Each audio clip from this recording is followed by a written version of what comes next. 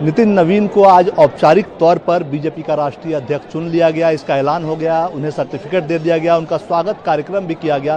प्रधानमंत्री नरेंद्र मोदी समेत तमाम वरिष्ठ नेता इस दौरान मौजूद रहे। सभी राज्यों के मुख्यमंत्री, पूरा केंद्रीय मंत्रिमंडल और ये जो पूरा भीड़ भाड़ काफ़ी रही और तमाम कार्यकर्ता नेता यहाँ पे नए राष्ट्रीय अध्यक्ष को देखने, उनके कार्यक्रम में शामिल होने यहाँ पे आए और नितिन नवीन ने भी भाषण दिया। लेकिन सबसे खास बात ये रही कि कार्यक्रम के बाद जेपी नड्डा ने अपना चार्ज अध्यक्ष के तौर पे नितिन नवीन को अपना चार्ज हैंड ओवर कर दिया और वहाँ पे प्रधानमंत्री मोदी और गृह मंत्री अमित शाह भी मौजूद रहे। इस दौरान प्रधानमंत्री नरेंद्र मोदी ने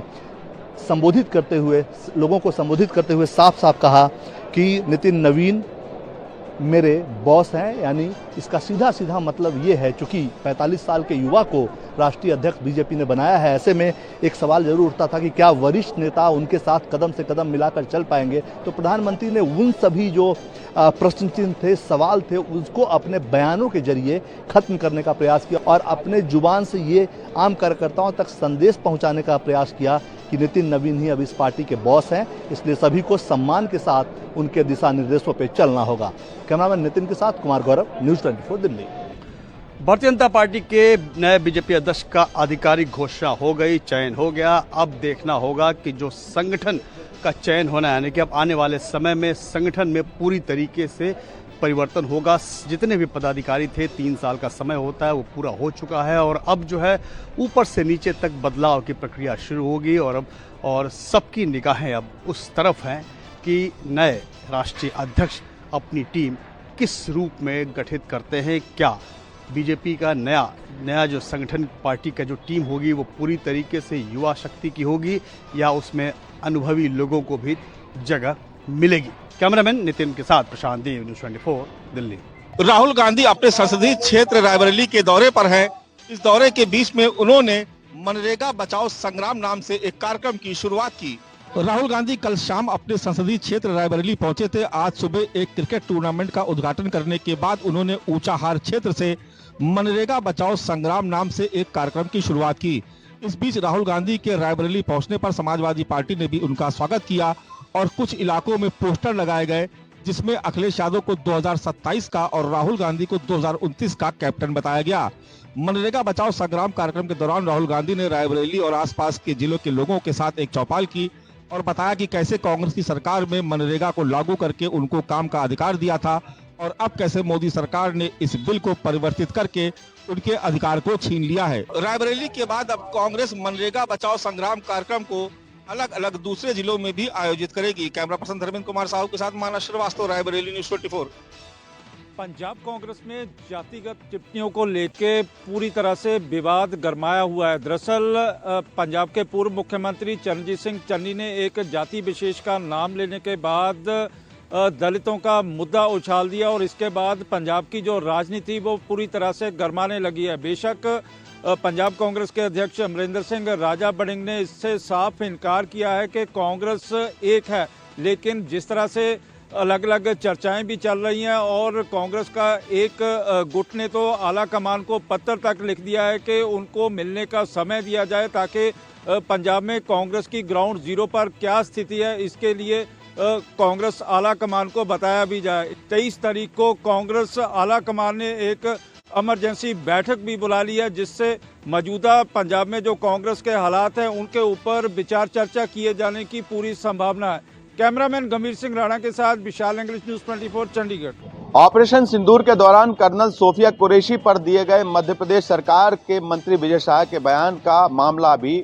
फिर गर्मा गया है, क्योंकि कल ही सुप्रीम कोर्ट ने सुनवाई के दौरान विजय शाह की माफी को लेकर कहा था कि इतनी देर बहुत हो गई है माफी मांगने में और इसको लेकर फटकार भी लगाई है मंत्री को। तो दूसरी तरफ इस मामले में कोर्ट ने सरकार से कहा है कि 2 हफ्ते में वो तय करे कि इस पर मुकदमा चलाया जाए।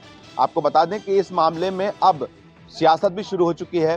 कांग्रेस के तमाम नेताओं ने आज भोपाल में प्रदर्शन किया है, बड़ा प्रदर्शन पीसीसी के सामने, और इस सांकेतिक प्रदर्शन में मंत्री विजय शाह का मुखौटा लगाते हुए कांग्रेस के एक नेता को खड़ा करते हुए उसके हाथों में हथकड़ी भी लगाई गई है और साथ ही कांग्रेस ने इस मामले में न सिर्फ मंत्री के इस्तीफे बल्कि एफआईआर कर गिरफ्तारी की भी मांग की है। यही वजह है कि कांग्रेस अब पूरे मामले को यहां पर हवा दे रही है। कैमरा पर्सन कमलेश व्यास के साथ विपिन श्रीवास्तव, न्यूज़ 24 भोपाल। मुख्यमंत्री देवेंद्र फडणवीस इस समय स्विट्जरलैंड के दावोस में विश्व आर्थिक मंच के शिखर सम्मेलन में हैं। मुख्यमंत्री की अध्यक्षता में इस दौरान महाराष्ट्र सरकार और MMRDA ने कई बड़ी संस्थानों और कंपनियों के साथ हजारों करोड़ का MOU साइन किया है।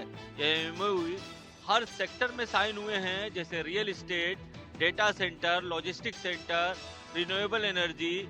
इसके अलावा और भी कई सेक्टर हैं जिसमें ये MOU साइन हुए हैं। खास बात यह है कि मुंबई में लॉजिस्टिक सेंटर के लिए $20 बिलियन का MOU साइन हुआ है, तो वहीं विदर्भ के गढ़चिरौली में स्टील सेक्टर के लिए 20,000 करोड़ का निवेश का MOU साइन हुआ है।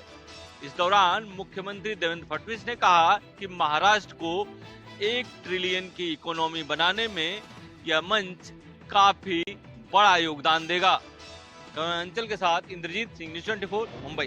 राजस्थान के करौली में एक बार फिर से सरकारी पीले पंजे का असर देखने को मिला। दरअसल करौली में पूर्व सरपंच के बेटे अमीरुद्दीन के अवैध निर्माण पर आज सरकारी बुलडोजर चला दिया गया।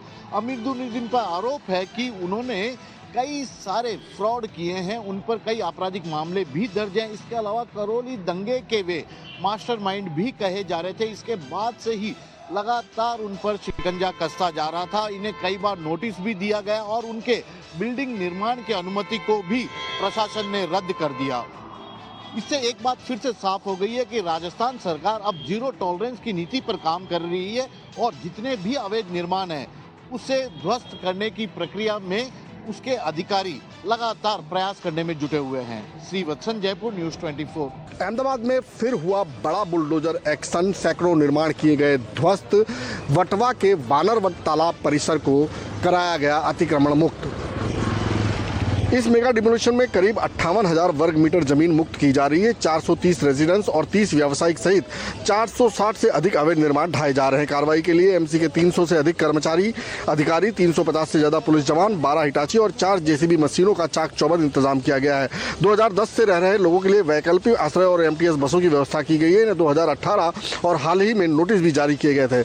यहाँ आपको बता दें कि इससे पहले चंडोड़ा तालाब में 8,000 निर्माण, ईसनपुर तालाब के पास से 900 से अधिक निर्माण हटाए जा चुके हैं और उसके बाद की ये तीसरी बड़ी तोड़क कार्रवाई है। कैमरामैन प्रभात साथ भूपेंद्र सिंह, अहमदाबाद, न्यूज़ 24। भारतीय जनता पार्टी के साथ हुई बातचीत के बाद महाराष्ट्र के उप मुख्यमंत्री एकनाथ शिंदे ने अपने जो सारे 29 पार्षद थे उन सबको अपने घर भेज दिया है। एकनाथ शिंदे ने इन पार्षदों को मुंबई के एक 5 सितारा होटल में वहां पर रखा था, लेकिन बाद में चर्चा ये हुई कि क्या एकनाथ शिंदे के पार्षद टूट सकते हैं, लेकिन इसके बाद फैसला लिया गया कि पार्षदों को अपने घर भेजा जाएगा। शिवसेना के जो पूर्व सांसद है राहुल शेवाले, वो एकनाथ शिंदे की तरफ से बात करने के लिए आज दिल्ली रवाना हो चुके हैं और आज दोपहर में बताया जाता है कि एक बैठक दिल्ली में होने वाली है जिसमें राहुल शेवाले रहेंगे, महाराष्ट्र के बीजेपी के प्रदेश अध्यक्ष रविंद्र चव्हाण और मुंबई के जो अध्यक्ष अमित साटम, इन तीनों के बीच में मेयर पद और दूसरे अन्य पदों को लेकर दिल्ली में एक अहम बैठक होगी और इस बैठक का जो फैसला है वो भारतीय जनता पार्टी के आला कमान को वहां पर बताया जाएगा। फिलहाल एकनाथ शिंदे के नगर सेवक अपने घर पहुंच चुके हैं और फिलहाल कोई भी नगर सेवक किसी भी होटल में नहीं है। कैमरामैन राजेंद्र सिंह खाती के साथ विनोद जगदाले, न्यूज़ 24, ठाणे। ज्योतिष पीठ के शंकराचार्य स्वामी अभिमुक्तेश्वरानंद को माघ मेला प्रशासन ने नोटिस देकर पूछा है कि आप 24 घंटे में स्पष्ट करें कि आप शंकराचार्य कैसे हैं। जारी की गई नोटिस में सुप्रीम कोर्ट के आदेश का हवाला देते हुए कहा गया है कि किसी भी धर्माचार्य का ज्योतिष पीठ के शंकराचार्य के रूप में पट्टाभिषेक नहीं हुआ है। इसके बावजूद शिविर के बोर्ड पर खुद को शंकराचार्य प्रदर्शित करना इस आदेश की अवहेलना है। माघ मेला प्रशासन ने 24 घंटे के भीतर जवाब देने का निर्देश भी दिया है। देर रात नोटिस लेकर पहुंचे कानूनगो को समर्थकों ने ये कहते हुए लौटा दिया कि आप सुबह आइए, अभी कोई भी पदाधिकारी नहीं है जो नोटिस रिसीव कर सके। इसके बाद नोटिस का शिविर के बाहर चस्पा कर दिया गया। दरअसल मौनी अमावस्या पर स्नान को लेकर शंकराचार्य और माघ मेला प्रशासन के बीच विवाद हो गया था, जो अब धीरे धीरे सियासी रंग लेने लगा है। कैमरा पर्सन मिंटू सिंह के साथ अशोक तिवारी, लखनऊ, न्यूज़ 24। दिल्ली की तर्ज पर मुंबई में भी बिहार भवन बनने जा रहा है। मुंबई के बेहद पॉश इलाके में बिहार सरकार अपना भवन प्रस्तावित कर रही है, यानी निर्माण करेगी। ये भवन मुंबई के पॉश इलाके में बनाया जाएगा, साउथ मुंबई के इलाके में बनाया जाएगा। मुंबई पोर्ट ट्रस्ट के एल्फिंस्टन यूनिट की ज़मीन पर यह बनाया जाएगा और इसके लिए बिहार सरकार ने करीब 314 करोड़ की प्रशासनिक राशि को भी मंजूर कर दिया है। यूँ तो बिहार की गिनती पिछड़े राज्यों में की जाती है, लेकिन जो भवन मुंबई में प्रस्तावित किया गया है बिहार सरकार द्वारा वो काफ़ी आधुनिक होगा। इसकी ऊंचाई करीब 70 मीटर होगी, ये 30 मंजिला होगा और इसमें कई सारे आधुनिक कमरे बनाए जाएंगे, बेसमेंट भी होगा और करीब 178 कमरों वाला ये भवन होगा, जिसका इस्तेमाल बिहार के विशेष अतिथि, वहाँ से आने वाले सरकारी अधिकारी और कई कर्मचारी इस भवन का इस्तेमाल कर सकेंगे। इतना ही नहीं, एक राहत की खबर उन मरीजों के लिए भी है जो मुंबई इलाज के लिए आते हैं लेकिन उनके पास कोई रहने के लिए जगह नहीं होती है, तो इसलिए इस बिहार भवन में करीब 218 कमरों का एक छात्रावास भी बनाया जा रहा है और इस छात्रावास को उन ज़रूरतमंद मरीजों के रिश्तेदारों को दिया जाएगा जो मुंबई अपना इलाज कराने के लिए पहुंचते हैं। तो कुल मिलाकर कहे तो मुंबई पोर्ट ट्रस्ट की ज़मीन पर बिहार सरकार अपना भवन बनाने जा रही है, प्रस्तावित है। आधुनिक भवन ये होगा और इसको लेकर भी सियासत शुरू हो चुकी है। देखना होगा कि सियासत के बीच ये भवन बनकर तैयार होता है या फिर भेंट चढ़ जाता है। कैमरा पर्सन विनोद सिंह के साथ अंकुश जायसवाल, न्यूज़ 24 मुंबई। गुजरात पुलिस को मिली बड़ी सफलता। राज्य के इतिहास में पहली बार 5 करोड़ 85 लाख से भी ज्यादा का कोबरा का जहर हुआ जब्त। ये जहर बेचने जा रहे 7 आरोपियों को सूरत स्पेशल ऑपरेशन ग्रुप ने धर दबोचा। करीबन 6.5 मिलीग्राम कोबरा वेनम की एक खेप अंतर्राष्ट्रीय बाजार में प्रति मिलीग्राम 90 लाख रुपए की बिकती है। आरोपी इसे लसकाड़ा और सरथाड़ा इलाकों में बेचने की तैयारी में थे। मुख्य आरोपी घनश्याम सोनी, जो कि वडोदरा का है, वो फरार बताया जा रहा है। सूरत में मैरिज ब्यूरो चलाने वाले मनसुख दिनिया के जरिए 9 करोड़ रुपए की डील फाइनल हुई थी, जिसमें हर आरोपी को कमीशन मिलना था, लेकिन डील से पहले ही एसओजी ने सभी को पकड़ लिया। सांप का जहर ब्लड प्रेशर, हार्ट दवाओं और एंटी वेनम में इस्तेमाल होता है, लेकिन युवा इसे रेव पार्टियों में नशे के लिए भी गैर कानूनी तौर पर इस्तेमाल कर रहे हैं। पुलिस के साथ इस जांच में अब वन विभाग भी शामिल हो गया है ताकि उनके खिलाफ कार्रवाई और सख्त की जा सके। कैमरामैन प्रसाद भूपेंद्र सिंह, अहमदाबाद, न्यूज़ 24। जम्मू कश्मीर के किश्तवाड़ जिले में आतंकियों और सुरक्षा बलों के बीच मुठभेड़ चल रही है। इस मुठभेड़ के दौरान सुरक्षा बलों ने 2 से 3 आतंकियों को घेर लिया है। आज इस ऑपरेशन का तीसरा दिन है और जंगल है, ये शात्रू का सिंहपोरा का इलाका है किश्तवाड़ का, और बेहद ज्यादा चुनौतियां इस ऑपरेशन में सुरक्षा बलों को आ रही हैं। सबसे बड़ी चुनौती है घना जंगल। घने जंगल के बीचों बीच कई हाइडआउट्स हैं। हाइडआउट्स कहा जाता है उन गुफाओं को जिनका इस्तेमाल आतंकी कर रहे हैं ताकि हमारे बहादुर जवानों की निगाहों से बच सके। आपको बता दें कि ऑपरेशन के दौरान एक आतंकी ठिकाने को भी सुरक्षा बलों ने ध्वस्त किया है और वहां पर आतंकियों की मौजूदगी का सामान बरामद हुआ है। इस ऑपरेशन को आपको बता दें कि आज तीसरा दिन है। भारतीय सेना के 7 जवान इस ऑपरेशन के दौरान जख्मी हुए थे, जिनमें 1 जवान शहीद हुआ है और लगातार बेहद ज्यादा संख्या में जवानों की डिप्लॉयमेंट जो है वो शत्रु के घने जंगल में की गई है। मकसद यही है कि जितनी जल्दी हो सके तमाम पाकिस्तान द्वारा पाले गए आतंकियों को ढेर किया जाए। किश्तवाड़ से मेरे सहयोगी इमरान और जम्मू से कैमरामैन दीपक के साथ पंकज शर्मा, न्यूज़ 24। उत्तरी कश्मीर के टापर बारामूला इलाके में आज फोर्सेस द्वारा एक बड़ी आतंकी वारदात को तब विफल किया गया जब यहां पर आतंकियों द्वारा लगाई गई एक आईडी बॉम्ब का फोर्सेस की रोड ओपनिंग पार्टी ने समय रहते पता लगाया और तुरंत कार्रवाई करते हुए एक तरफ से बॉम्ब डिस्पोजल स्क्वाड मौके पर पहुंचा, तो दूसरी तरफ इस पूरे इलाके को घेरे में लेने के बाद यहां पर बड़े स्तर पर तलाशी अभियान भी शुरू किया गया। बॉम्ब डिस्पोजल स्क्वाड द्वारा इस आईडी को एक कोऑर्डिनेटेड ऑपरेशन के चलते धमाके के साथ उड़ा दिया गया और इस तरह से जो बड़ी आतंकी वारदात यहां पर आतंकियों ने फोर्सेस को निशाना बनाने के लिए प्लान की थी, उसे समय रहते नाकारा भी कर दिया गया और साथ ही साथ इस इलाके में आतंकियों का सुराग लगाने के लिए बड़े स्तर पर तलाशी अभियान भी शुरू कर दिया गया है। कैमरामैन रशीद के साथ आसिफ साहब, श्रीनगर, 24। अहमदाबाद के जम्मू कश्मीर में बीते 26 अगस्त 2025 को बाढ़ बारिश ने बेहद ज्यादा कहर बरपाया था। हम इस समय मौजूद हैं जम्मू कश्मीर के उधमपुर जिले के चनैनी के रैंगी इलाके में। यहां पर आप देखिए कि जो प्रशासन की ओर से, सरकार की ओर से इन लोगों को ये अस्थायी टेंट दिए गए हैं ताकि ये लोग जो हैं यहां पर रह सकें। भीषण सर्दी पड़ रही है, कड़ाके की ठंड है और पारा कई जगहों पर शून्य से नीचे है। ये पहाड़ी इलाका है और पहाड़ों में जो ऊपर के पहाड़ हैं वहां पर जो बर्फबारी है वो भी हो चुकी है और ऐसे में ये लोग मजबूर हैं इन अस्थायी टेंटों में रहने को। आप देखिए यहाँ पर महिलाएं देखिए, छोटे छोटे बच्चे भी हैं और बेहद ज्यादा परेशानी से जूझ रहे हैं।